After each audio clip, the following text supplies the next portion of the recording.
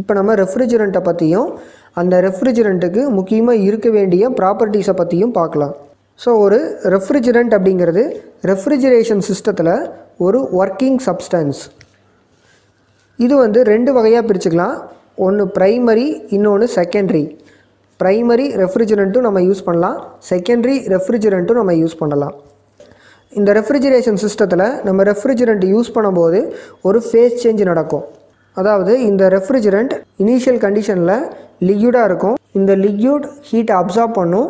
அப்போ அந்த லிக்யூட் என்ன ஆகும், வேப்பராக கன்வெர்ட் ஆகும்.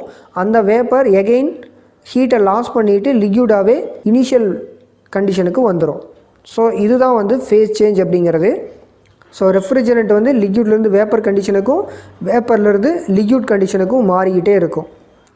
நம்ம எடுத்துக்கக்கூடிய ரெஃப்ரிஜரேஷன் சிஸ்டத்தை பொறுத்து சூட்டபிள் ரெஃப்ரிஜரண்ட் வந்து செலக்ட் பண்ணணும்.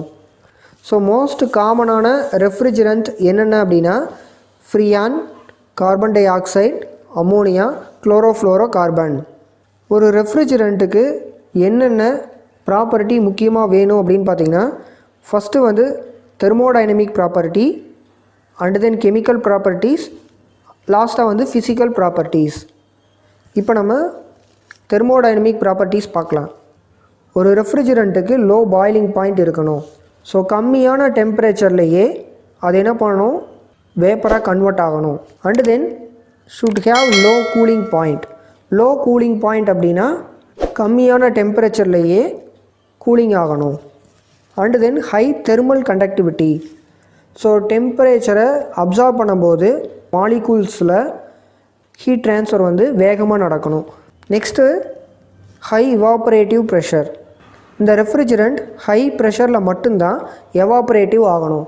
இந்த ஹை ப்ரெஷர்னு சொல்லக்கூடியது அட்மாஸ்ஃபரிக் ப்ரெஷரை விட அதிகமாக இருக்கணும். அதாவது 1 bar ப்ரெஷருக்கு மேலே இருக்கக்கூடிய ப்ரெஷரில் எவாப்ரேஷன் ஆகணும். And then low condensing pressure. Low condensing ப்ரெஷர்னால் மிக கம்மியான ப்ரெஷரில் இது கண்டென்சேட் ஆகணும். இந்த ப்ராப்பர்ட்டிஸ் எல்லாமே தெர்மோடைனமிக் ப்ராப்பர்ட்டிஸில் வரும். Next chemical properties. Chemical properties அப்படின்னா நம்ம எடுத்துக்கக்கூடிய ரெஃப்ரிஜரண்ட் நான் டாக்ஸிக்காக இருக்கணும். அதுக்கப்புறம் நம்மளோட ரெஃப்ரிஜரண்ட் எந்த ஒரு கரோஷனுமே கொடுக்கக்கூடாது. அதாவது கரோசிவ் ரெசிஸ்டன்ஸ் ப்ராப்பர்ட்டி ரொம்ப அதிகமாக இருக்கணும். அண்டு தென் நோ ஃப்ளேமபிலிட்டி, தீப்பற்றாத தன்மையை இந்த ரெஃப்ரிஜரண்ட் இருக்கணும். லூப்ரிகேஷன் ஆயில் வந்து நம்ம ரெஃப்ரிஜரேஷன் சிஸ்டத்தில் யூஸ் பண்ணுவோம். அப்படி யூஸ் பண்ணும்போது அந்த லூப்ரிகேஷன் ஆயிலோட இந்த ரெஃப்ரிஜரண்ட் ரியாக்ட் பண்ணக்கூடாது, கெமிக்கல் ரியாக்ஷன் இருக்கக்கூடாது. எதுக்கு இடையில, லூப்ரிகேஷன் ஆயிலுக்கும் இந்த ரெஃப்ரிஜரண்ட்டுக்கும் இடையில கெமிக்கல் ரியாக்ஷன் இருக்கக்கூடாது. அண்டு தென் கெமிக்கல் ஸ்டெபிலிட்டி இருக்கணும்.